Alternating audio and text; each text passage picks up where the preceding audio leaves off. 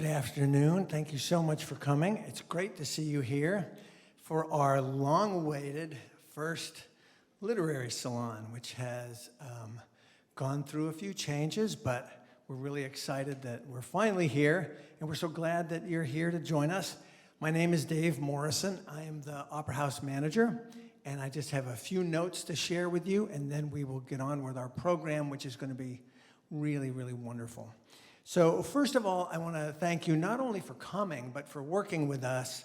And by that, I mean, in order for us to open our doors to the public, we have had to follow a lot of strict guidelines.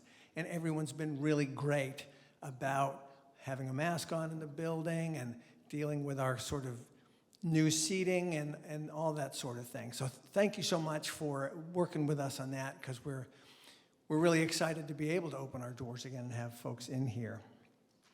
Also, I know some of you folks have donated to the Community Arts Fund, and that's sort of how we pay for shows like this. So thank you for doing that. You may have gotten something in the mail. Also, anytime you buy tickets on our website, there is a button where you can donate, and donations are always gratefully received. We have some wonderful shows coming up. We're booked pretty much through the fall. So next Friday, Nick Apollonio, who is a wonderful luthier. He builds beautiful stringed instruments, and he's an excellent player. So he's going to be playing some of the instruments that he's built and talking about them a little bit. Tends to be Celtic music, and that's going to be a wonderful show. Also, Mr. and Mrs. Garrett Soucy the next week, who are a wonderful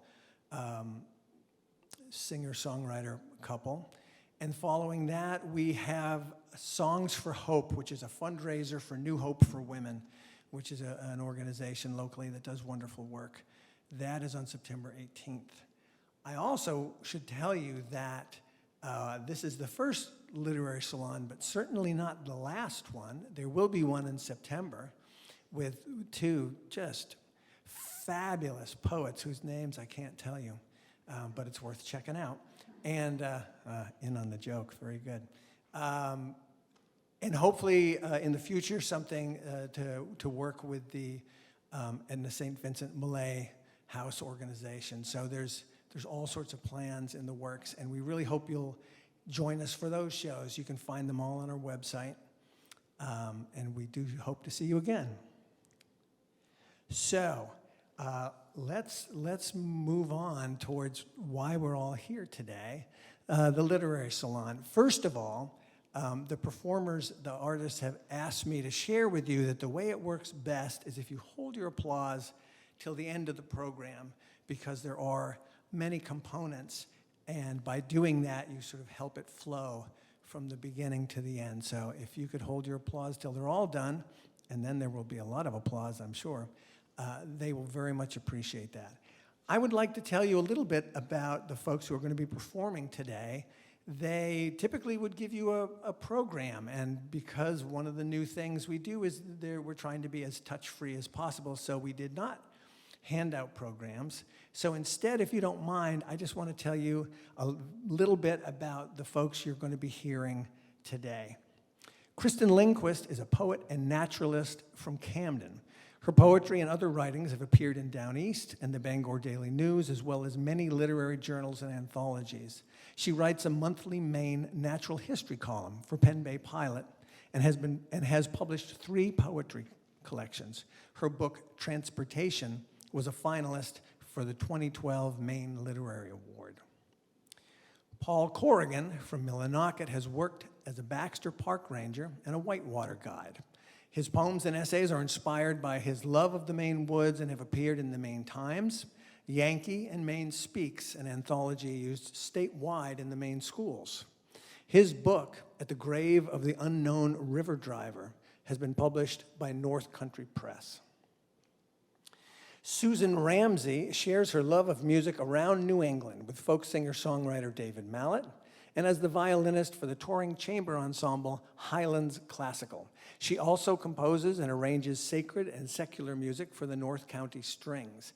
With a degree in music from Smith College, Susan directs the Foxcroft Academy String Program, operates a private music studio, and serves as music director for the Methodist Church in Dover Foxcroft.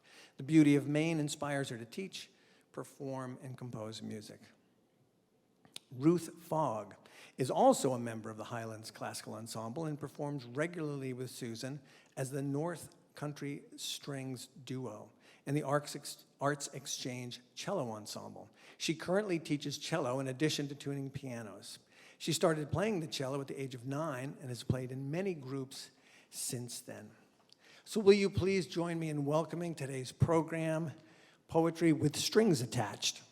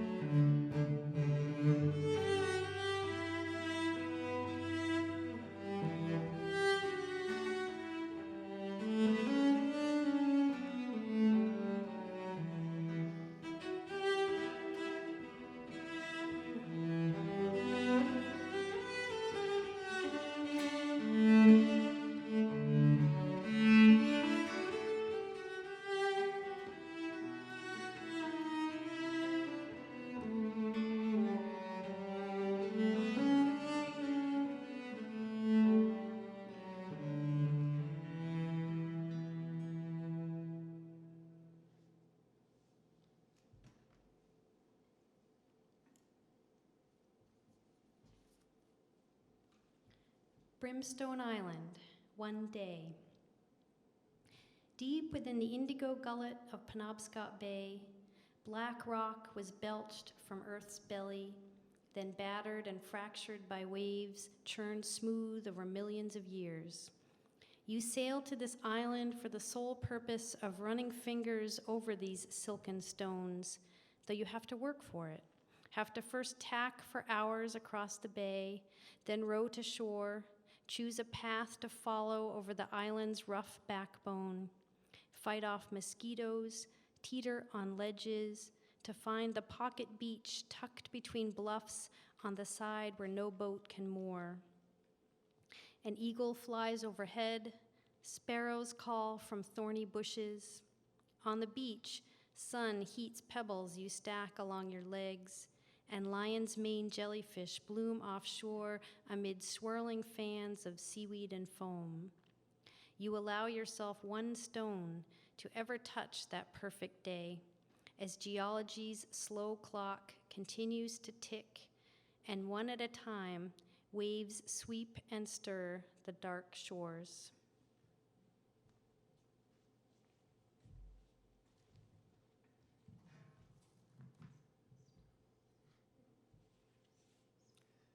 The geologist driving to work. Westbound in commuter traffic, glancing for as long as he dares at a ledge-cut's tilted strata, the collisions he has in mind are the screeching head-ons of continents. When the plates collide, the Earth's cracked growwork spews lava and smoke. From the wreckage, mountains arise.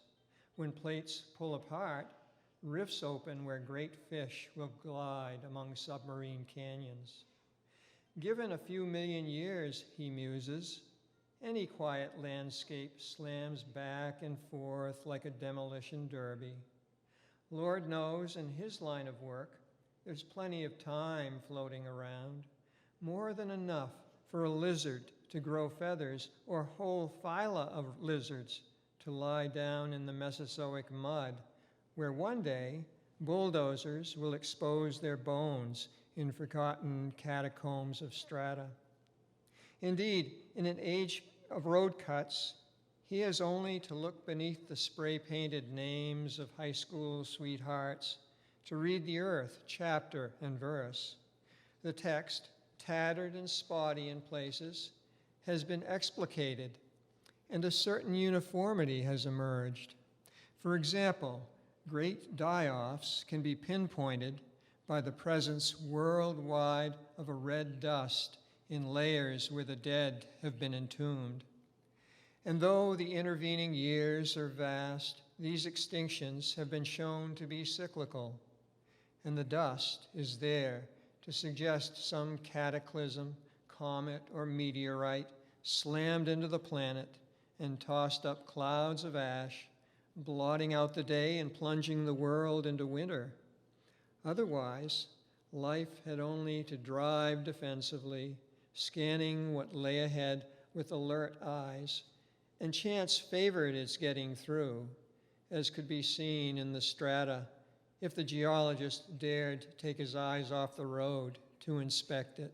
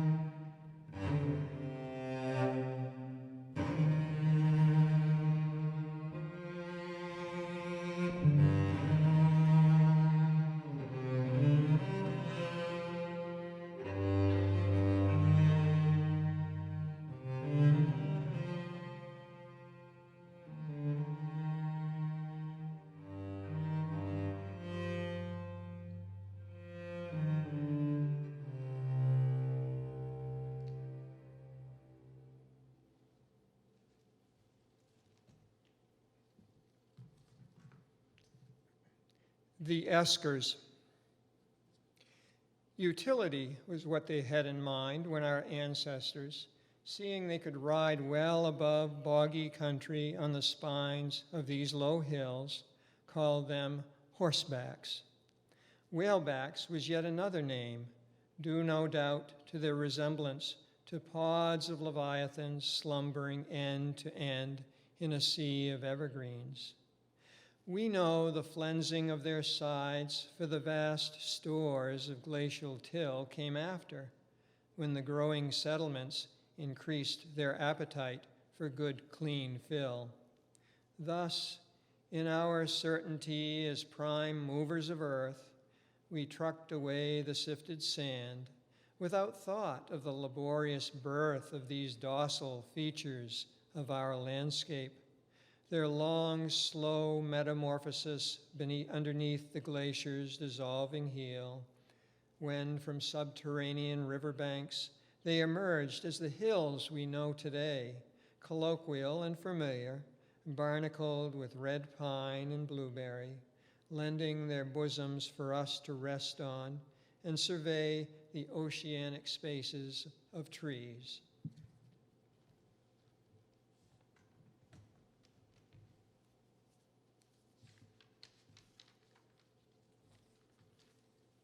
Glacier Rune. I dragged my feet, my steps long and slow. My body pressed heavy upon the mountain, upon the bay. They still rebound from my touch. Milky rivers ran full through my veins. I left my marks to be deciphered, a tale of time. I left my path, a cold compass. I left my crystal breath, frost-rimed trees remember. Ravens sing my song of crushed ice and stone. North Star is my ally, and the moon, her silver light upon leaves, an echo of what I was. I left a trail of stones to follow back.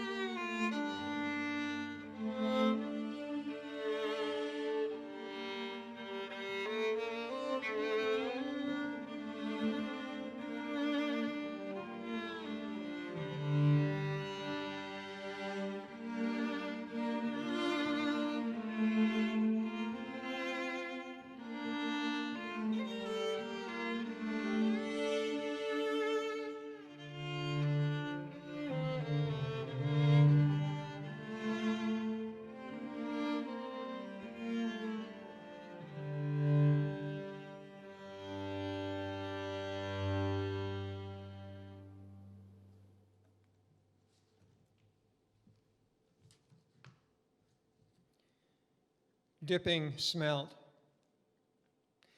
With each pass of my long-handled net, the river telegraphs its restless message through my arms. Melting snow oozes from its mouth like words from the wandering mind of a drunk, while the frowning moon lifts its round face high above me in disdain. But the moon should know that soon, before it sets below the pines, the river will wax eloquent. Quick syllables of fish will flash and writhe in my mesh as it drips up onto the bank. My next pass grates against the bottom gravel, but still no fish. I gather only dripping darkness from the riled waters. But I plan on netting smelt tonight.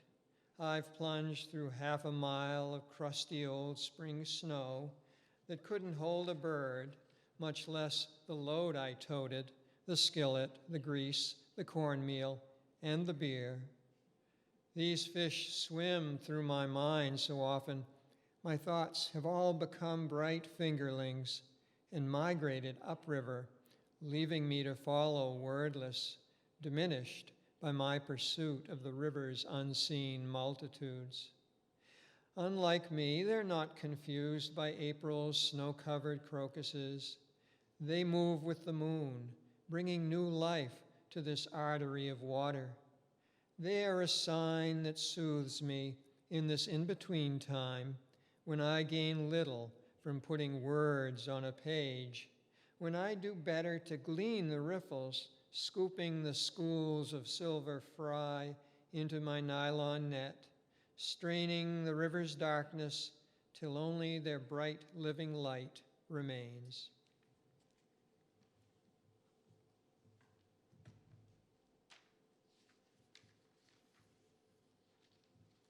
Smelting. It was something my stepfather could do with me when I was 9 that would appeal to the rather strange child I was then, something arcane, wading through the tidal river at night, actually catching fish we could eat with buckets, nets, and flashlights, a secret fishing mission out late with my new father. Now what I remember is people sloshing all around us in the black water, the river's low murmurs, and my flashlight casting a shaky nimbus in the eddy, a false moon glow among weeds that churned with small, shining bodies.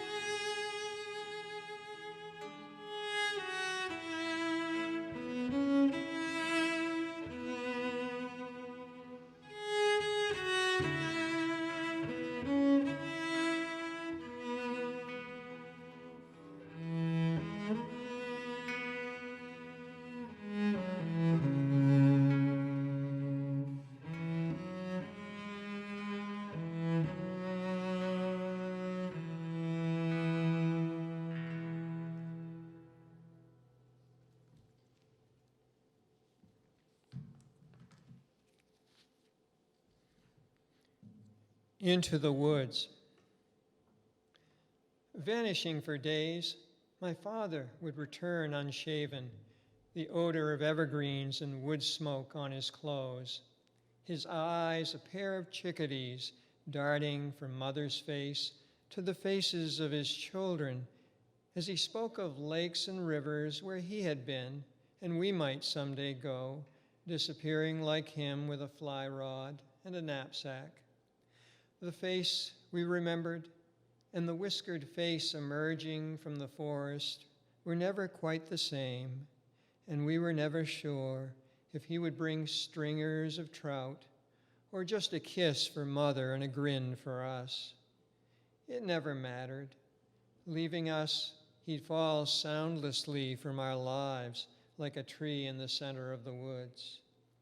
And though we pictured him crouched beside his fire on the shore of some lake or pond with a name as long as your arm, we couldn't imagine the man who days later would stroll into the yard, freshened and whole again, bringing us fish and kisses.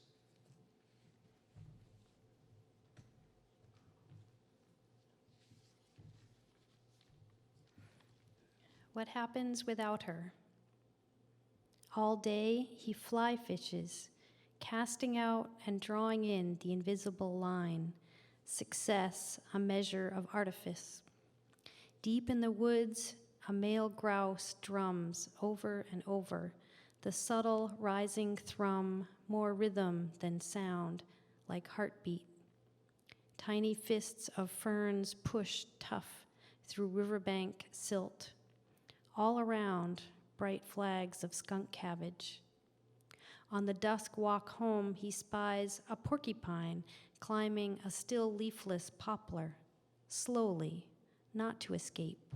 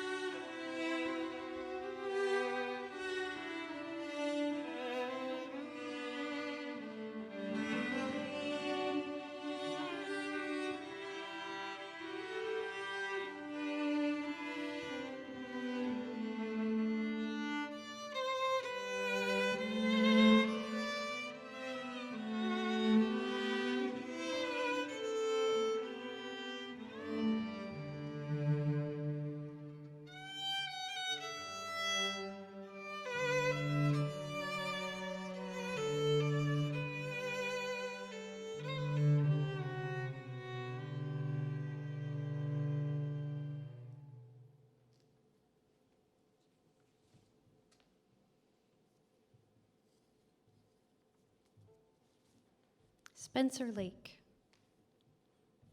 By the secret lake, surrounded by 3 mountains and wildness, waters blessed by the passage of a young bull moose, we pick plump blackberries.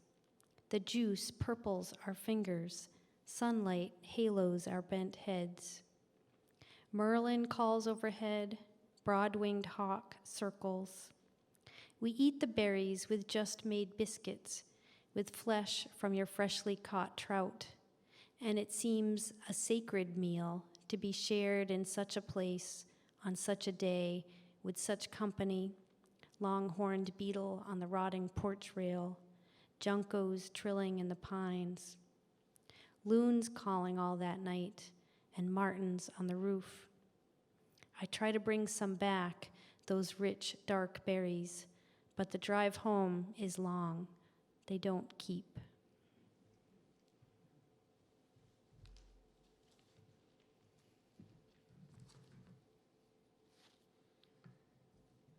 Raspberrying with my mother.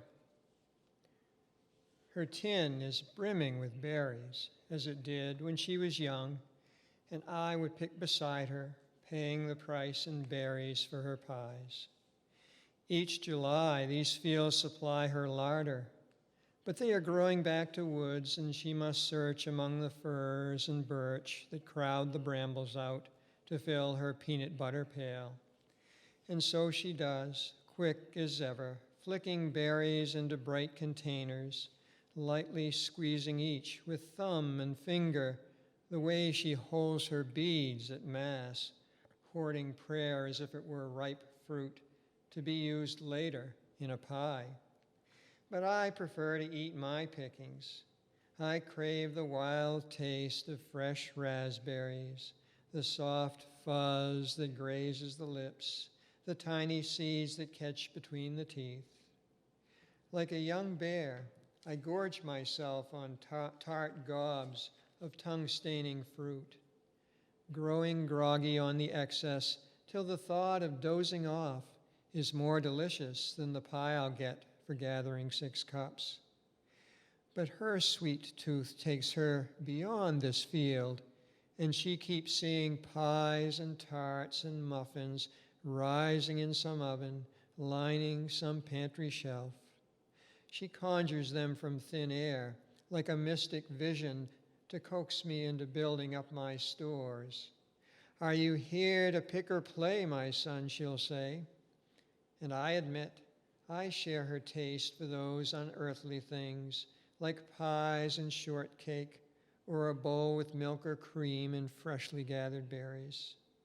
But I must come to some things on my own. So when the crop is red and full and falling off the branch, I look no farther than this berry patch, and like some wild woods-bred creature, take only what I find next to my nose.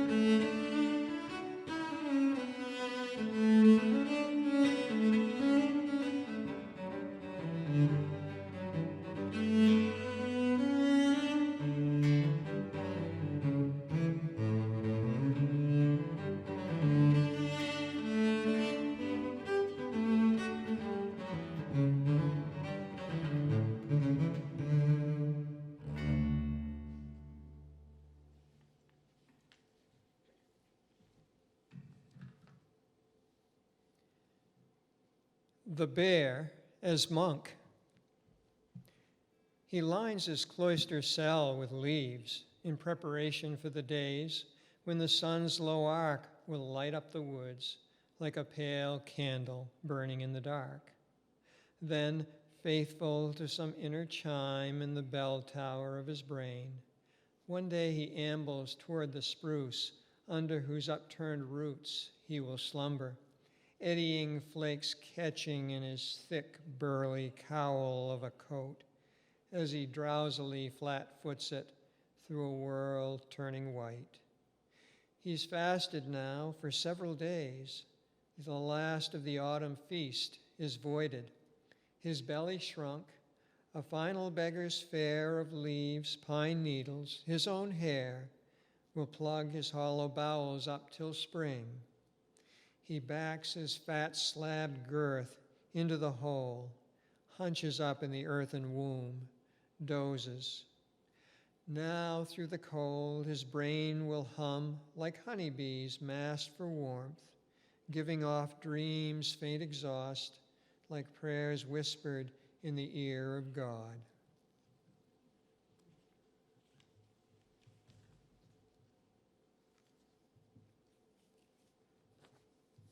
Hawk Watch. From hump to knoll, hawks ride the air along this bedrock backbone, rising above ridges on early autumn thermals, kettles of vultures and broad wings spooling upward with what looks like ecstasy.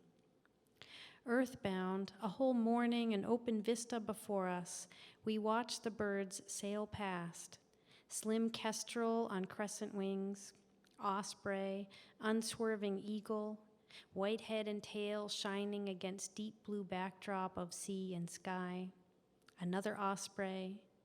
Graceful harrier wavers in a light wind, a gray ghost. Two sharp-shinned hawks flap, flap, glide in loose, interlacing loops. Pulled onward by forces we barely understand, they're just doing what they have to do, going where they need to go, even the ones who have never been there before. We have the urge to clap for this erratic parade. We cheer on falcons, yell for speed, a chase scene with a hapless sparrow. We applaud the fierce little merlins who dive on dragonflies or eagles, fear nothing. From our bird's eye view, hills roll low into boat-studded harbors. Their corrugations form twisting paths ever southward. A red-tailed hawk lifts from trees below. We look down on russet tail feathers, brown back, fingered wings spread wide in the crisp September sunlight. In dreams, we sometimes fly like this. But for now, only our eyes can follow as our leaden feet scuff lichen, soon to tread the rocky trail back to our fixed homes below, where for the rest of the restless day we will keep looking skyward.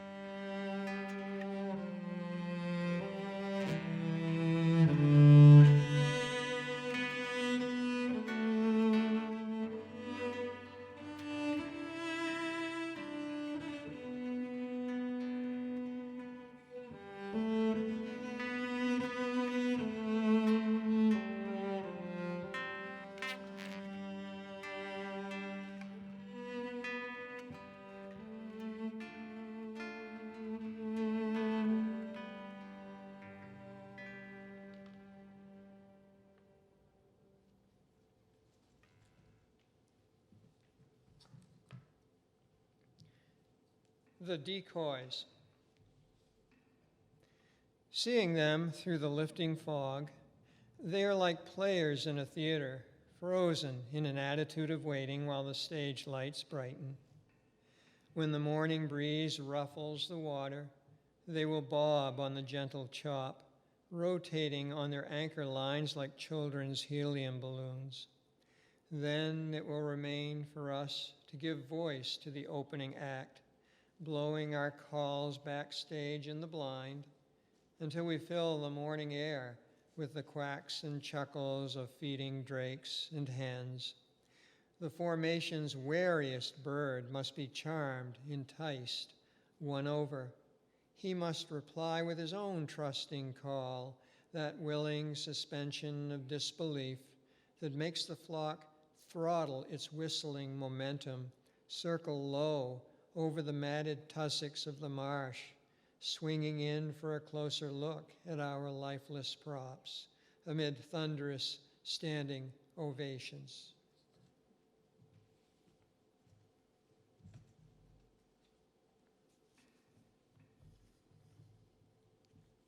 The god of sea ducks. The god who watches over sea ducks delights in his vast rafts, the multitudes, eiders, scoters, scops, appearing and disappearing in the swells, preening in the seaweed. He has placed underwater many fish and a bounty of shellfish and urchins, and given the birds strong bills for prying, iron crops to digest shell and bone. For harlequin duck, surging breakers to ride. For long-tailed duck, a ringing voice to inspire lively, loud conversation, and a graceful tail to sweep the waves. For eider, blessing of the softest down, the warmest nest.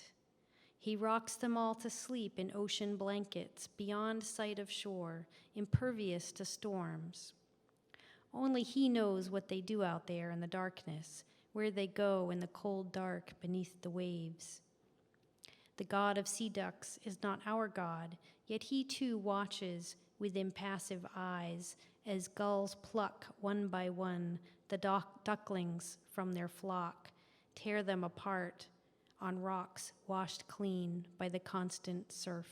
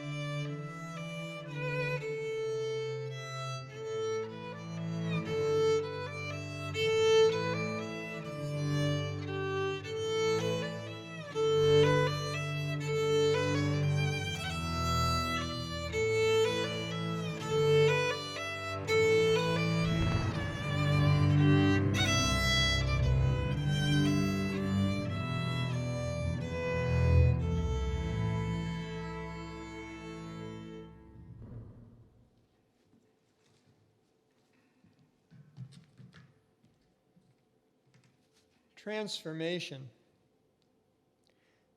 I leave the lifeless shell of the bottom dweller clinging to a stone near the stream bed and crawl to an alder limb where the breeze pulses through my strange new wings.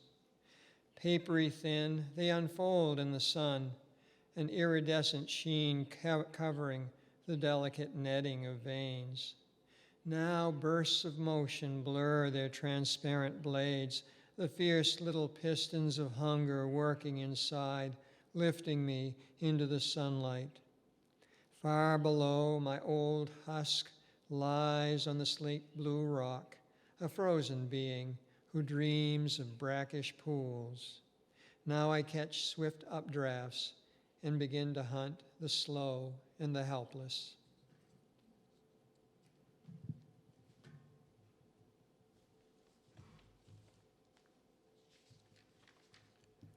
Monarch.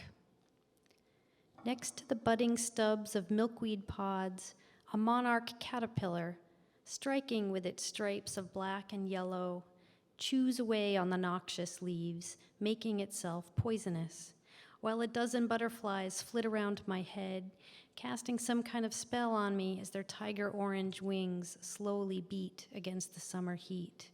Those wings also toxic. So when they're migrating hundreds of miles south and a falcon grabs one in midair, the bug will taste so bitter, the bird will spit it out and let it flap a little farther down the coast to visit another field like this one and revive on nectar, its bold wings a bit tattered now. And you'll be walking past it, paused on an aster, and see that it's a male, 2 tiny glands visible on its upper hind wings. And then ponder for a moment, toxicity and death, metamorphosis and pheromones, those small, great mysteries, before continuing along with your net.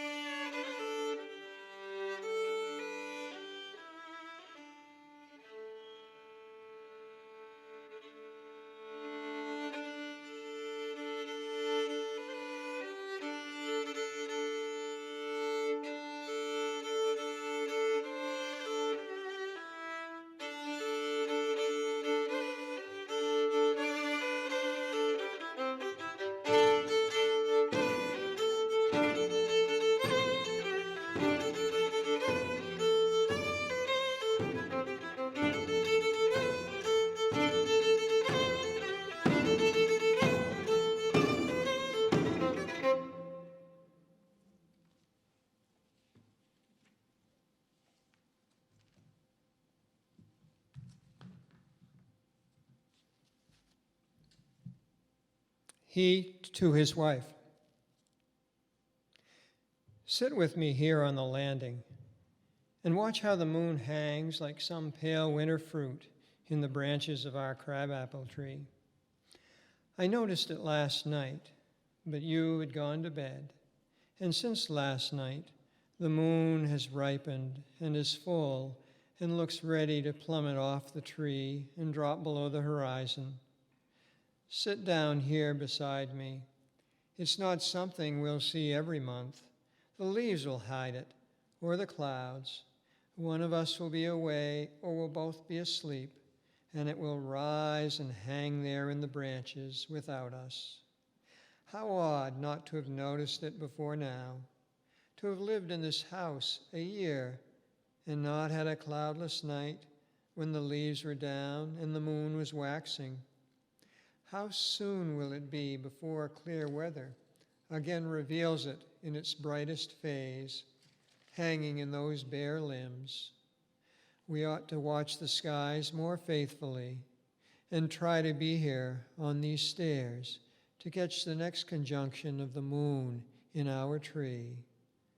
Sit with me in the dark a while.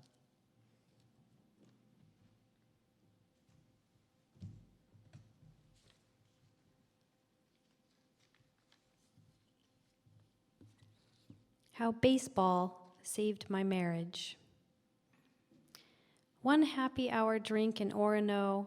Now I'm driving up the Penobscot just for kicks, past the bridge to Indian Island, past the just-closed Georgia Pacific plant, tidy yards of Milford, place of a million parts junkyard. The drink still warm in my belly, the strong, true edge of things glowing with rich clarity in the late summer, late afternoon light. Dylan's tangled up in blue on the radio. Dozens of migrating nighthawks flit over fields along the river. Crickets shrill in tall grass. Window draft tickles my tanned shoulders. Later tonight, the Red Sox will win with another Big Papi walk-off homer that will make me whoop to myself in the car. But for now, I'm moving through Oleman, Passadumkeag, away from the river into the woods. It's the end of a long day, but there still seems to be plenty of time and road ahead. Something about the light, the beauty of the sky, makes me think I should keep going right on to northern Maine, all the way to Canada. I could just keep driving all night, potato fields north of Holton, balancing the dark outside my car windows, lights across the St. John beckoning me over the border. I've got a full tank of gas, credit cards in my wallet. I could drive all the way to Nova Scotia or Prince Edward Island, stay in some quaint inn on a craggy coast, walk low beaches in search of sandpipers heading south from the Arctic. How far north do roads go? But it grows late, shadows deepen, and so far from home I realize I don't know the station broadcasting tonight's game. So it's finally baseball that curbs my sudden wanderlust. It's the simple pleasure of a good game coming up that makes me turn around to re-enter the bubble of radio reception, to start the long drive back to everything familiar and well-loved.